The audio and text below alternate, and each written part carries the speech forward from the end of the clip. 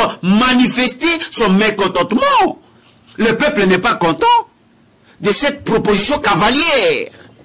Étant politique, nous pensons que nous devons réveiller le peuple, que le peuple puisse prendre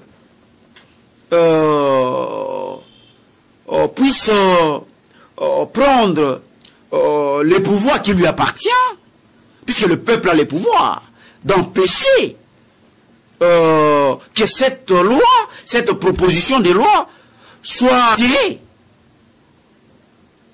Et c'est ça que nous demandons, que les initiateurs de cette loi puissent retirer cette loi qui vient pour... et nous savons, monsieur le journaliste, vous êtes sans ignorer que la loi a une portée impersonnelle, portée générale. Et si le peuple n'est pas d'accord à cette proposition, je ne sais pas pourquoi les gens du FCC veulent faire voter cette loi par force, ou faire accepter cette loi par force. Le peuple a dit déjà non. Donc je pense que, monsieur le journaliste, nous demandons aux initiateurs de cette loi qu'ils puissent retirer leur loi. Et si le ministre de la Justice, qui est censé prêcher par l'exemple, prend un tel risque, je dis, le pays va mal.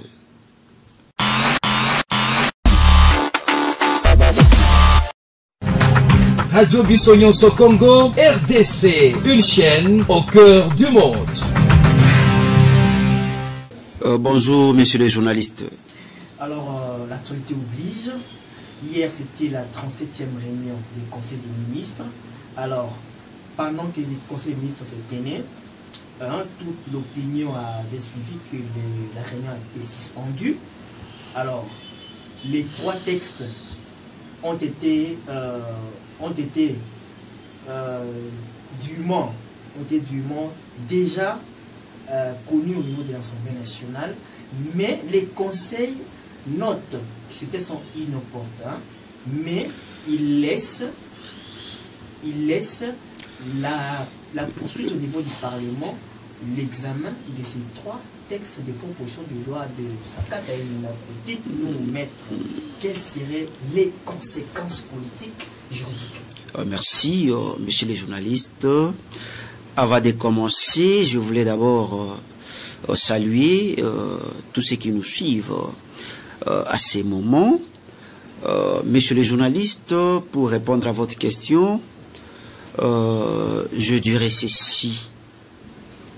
Nous avons tous suivi hier cette 37e réunion du Conseil des ministres. Messieurs les journalistes, nous avons, les Congolais ont un profond regret. Profond regret, celui de constater que le Conseil des ministres a été, je dirais, stoppé, ou ils se sont séparés à quai de poisson. Les Congolais se posent mille et une questions. Qu'est-ce qui se passe? Et, messieurs les journalistes, lorsque une loi émane du gouvernement est appelée projet. Et lorsque la loi émane du Parlement est appelée proposition. Et lorsque le ministre de la Justice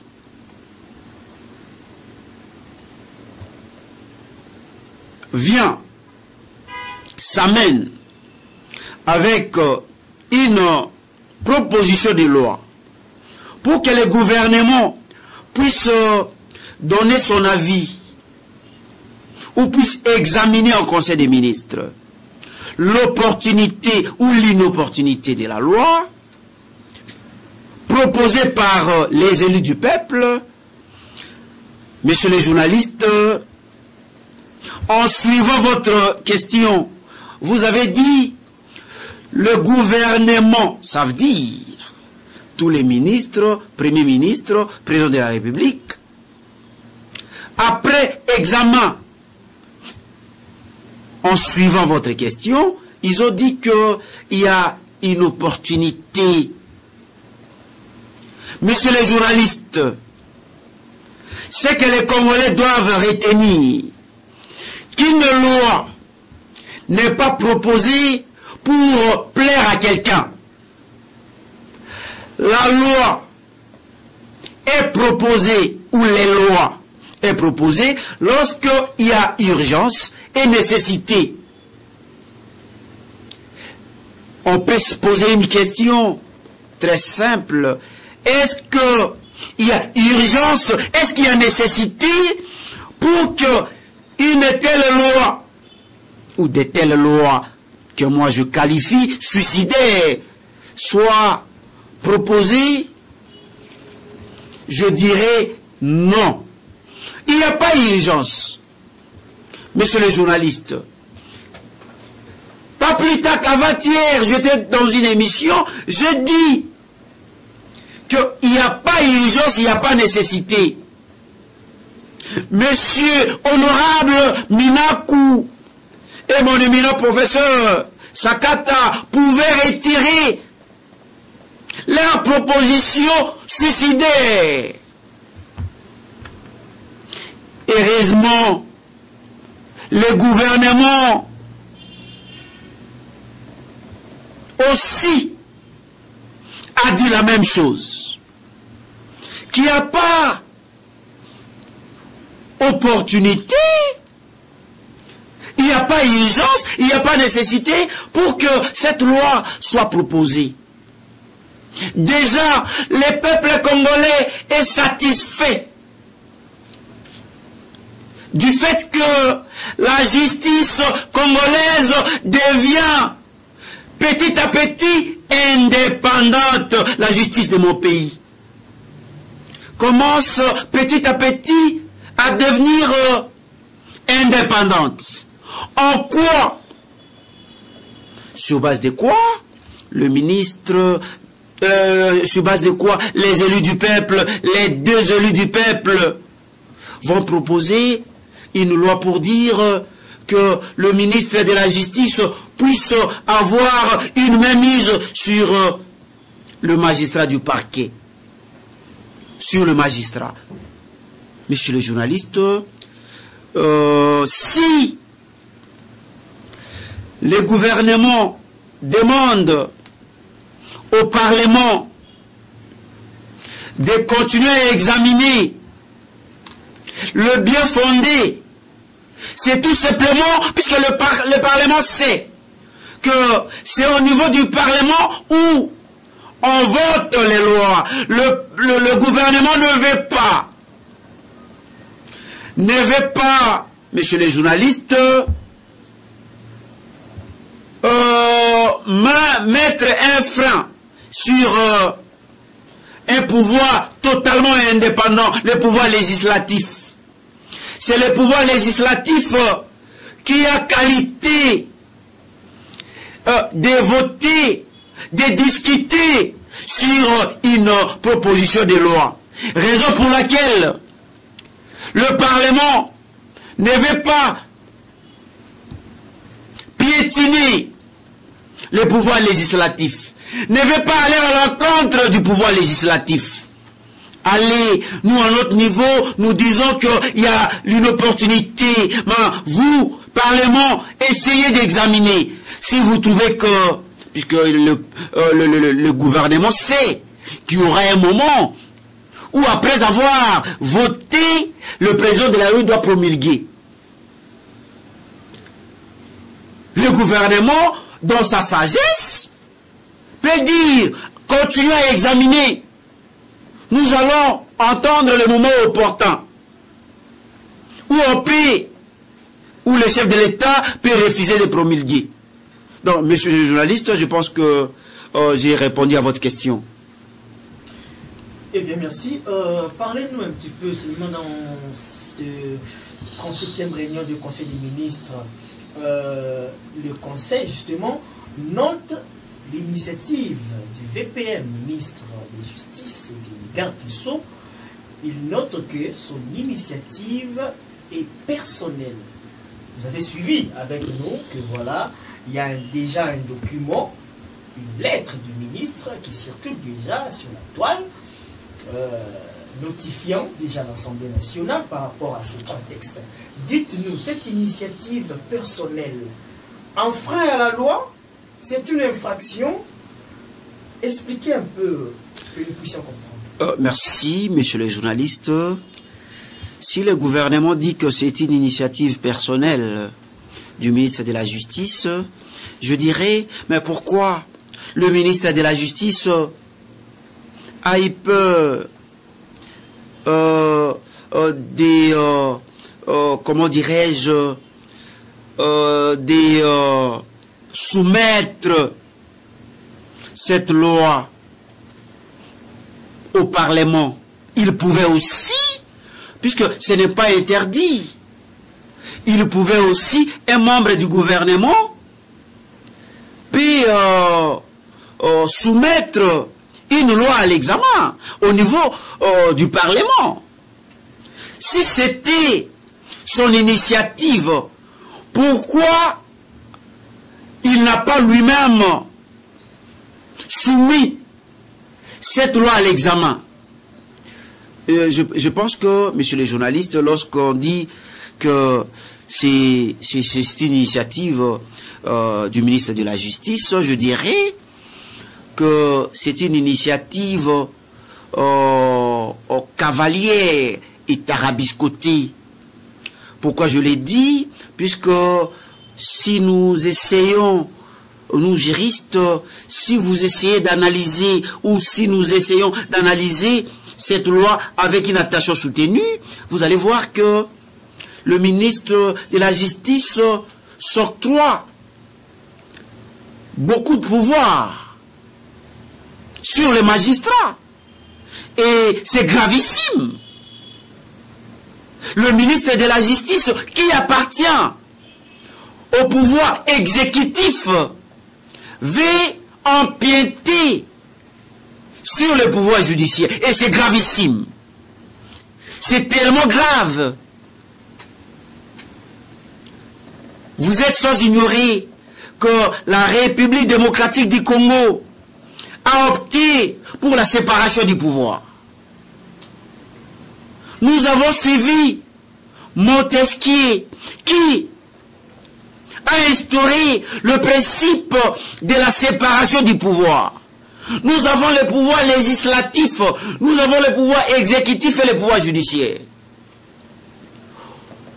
Parmi ces trois pouvoirs, aucun peut aller à l'encontre, peut chercher à empiéter un autre.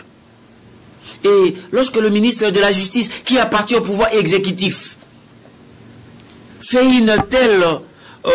prend une telle initiative, monsieur le journaliste, et il s'octroie plusieurs pouvoirs sur le magistrat, nous devons nous dire qu'il y a un ça ne va pas au pays. Et il y a un ça ne va pas. Et le peuple congolais a marché suivant l'article 64 de notre Constitution pour manifester son mécontentement. Le peuple n'est pas content de cette proposition cavalière. Étant politique, nous pensons que nous devons réveiller le peuple, que le peuple puisse prendre,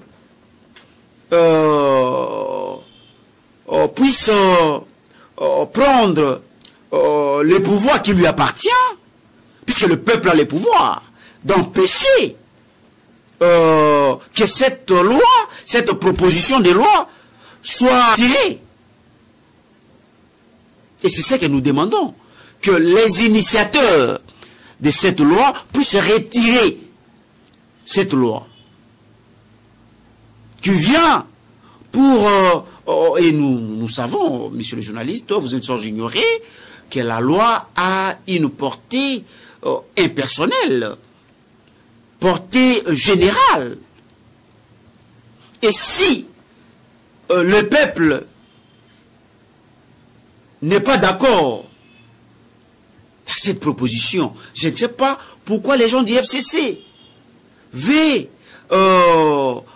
faire voter cette loi par force, ou faire accepter cette loi par force. Le peuple a dit déjà non. Donc je pense que, monsieur le journaliste, nous demandons aux initiateurs de cette loi qu'ils puissent retirer leur loi. Et si le ministre de la Justice, qui est censé prêcher par l'exemple, prend un tel risque, je dis, le pays va mal. Alors nous allons juste peut-être terminer par là. Au lendemain des manifestations dites pacifiques, mais ça s'est soldé par des actes de vandalisme et tout, nous connaissons. Alors, chaque état-major des partis politiques, vous avez suivi le PPRD, les partis de l'ancien président, le président Morel, Joseph Kabila, par l'entremise de son secrétaire permanent, il a déclaré haut et fort que le cash doit s'y positionner parce que eux, comme leurs partenaires du FCC, dans la coalition, ils ne savent plus comment est-ce que le cash se comporte actuellement, alors ils doivent aller en cohabitation. Expliquez-nous. Entre la coalition et la cohabitation, quelles seraient les forces des uns, quelles seraient les faiblesses des autres en pleine cohabitation politique, si seulement si cette forme, bien cette gouvernance politique est appliquée dans notre pays. Merci, monsieur les journalistes. Ce que je peux dire aux nombreux téléspectateurs qui nous suivent à ces moments est que le FCC puisse avoir ses apaisements. Le FCC est tellement agité, on ne sait pas, puisque en suivant avec une attention soutenue votre question, monsieur le journaliste, je me pose une question très simple. Est-ce que le FCC a mené les enquêtes pour savoir qui était à la base ou c'est qui l'auteur intellectuel de cette marche totalement pacifique? Il n'y a pas eu enquête jusque-là, monsieur le journaliste, et nous sommes tous Congolais et nous vivons ensemble avec le peuple congolais, avec la population le plus démunie. Et monsieur le journaliste, laissez-moi vous dire que ce n'est pas, nous avons suivi aussi la télé, on n'a pas vu un acteur politique du cash qui a donné les mots d'ordre pour soulever le peuple. Moi personnellement, je n'ai pas suivi, je n'ai pas vu. Et, monsieur les journalistes, lorsque le FCC s'agite, puisque le FCC s'agite, lorsqu'ils ont vu que Vital Kamerhe a été condamné, ces gens s'agitent. Et voilà même pourquoi ils ont proposé cette loi. Je dirais, pour répondre à votre question, monsieur le journaliste, il doit y avoir enquête, mais pour savoir qui était l'auteur intellectuel. Mais il n'y a pas auteur intellectuel, monsieur le journaliste. Le peuple s'est pris en charge. Le peuple a vu que la loi proposée par monsieur honorable Minakou et monsieur honorable Sakata, ce sont des lois, des propositions suicidaires. Ce sont des propositions qui ne répondent pas aux besoins ou à une nécessité. Le peuple a dit qu'il n'y a pas nécessité. Mais pourquoi ces deux élus du peuple peuvent proposer, peuvent prendre les risques à proposer de telles lois? Et le peuple s'est pris en charge. Comme disait Mouzé, prenez-vous en charge. Et le peuple s'est pris en charge. En quoi les gens du FCC vont responsabiliser cette marche totalement pacifique aux gens du cash? Je pense que, comme les Français disent, qui veut noyer son chien l'accuse des rages. Mais si les FCC veulent, si les gens du FCC veulent que ces mariages puissent arriver à son terme, il n'a qu'à prendre des décisions. Il n'a qu'à prendre une décision responsable, puisque vous êtes sans ignorer qu'il n'y a pas que l'homme qui peut, ou la femme, il n'y a pas que l'homme qui peut mettre un terme au mariage. Même la femme peut aussi demander le divorce. Ce n'est pas seulement les gens du cash qui peuvent prendre la décision de mettre un terme à ces mariages, tant décriés par la population, un mariage que le peuple ne veut pas. Les gens du FCC peuvent aussi dire que nous ne voulons plus de ces mariages et mettons un terme. Pourquoi ils veulent que le cash commence? Qui veut noyer son chien la quisse des rages? Les gens du FCC sont agités. Les gens du FCC ne dorment plus depuis que M. Kamere est condamné. Vu que ils ont tellement maltraité le peuple congolais. Ils ont tellement saccagé les richesses du pays. Ils ont tellement détourné, ils ont peur. Nous demandons à ces gens du FCC de mettre terme à ce mariage. Moi, Maître Patrick Tinda et mon président Franck Diongo, nous avons toujours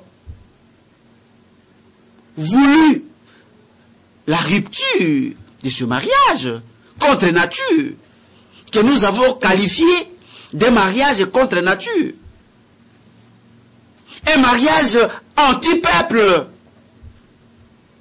Et vous pouvez prendre votre micro et aller auprès du peuple, leur demander s'ils sont pour ce mariage. Ils vous diront, le peuple vous diront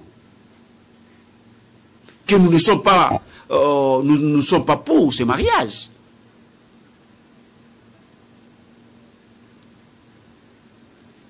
Donc le peuple est fatigué, le peuple veut que ce pays puisse aller de l'avant, le peuple veut qu'il y ait l'indépendance totale de la justice. C'est ce que veut le peuple. Je dis.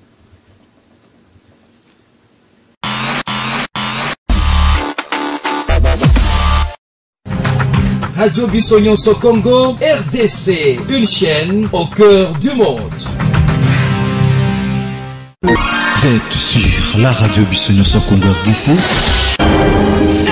Oui, tapez www.radiocongonews.com, accédez dans notre site et avoir toutes nos informations. Soyez le mieux informés dans le monde.